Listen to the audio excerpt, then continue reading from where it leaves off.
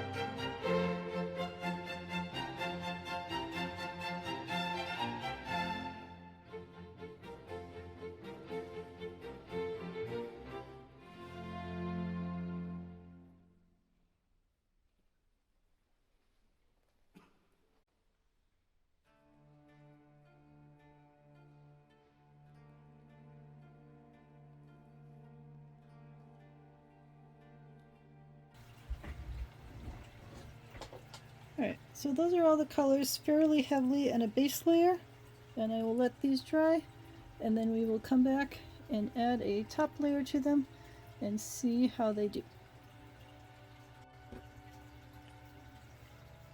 Okay, so now we have all of the first layers dry, and it's time to paint the opposing stripes to see how the colors layer on top of each other. So once again, I'm going to do this in a fast forward type of manner. Hopefully the cat will not be climbing all over me this time, and you'll be able to see how well or how poorly the colors lay on top of each other. Some of these look still a little bit wet in there, like that blue, but I think in general we should be able to get through this. So let me know if you have any questions.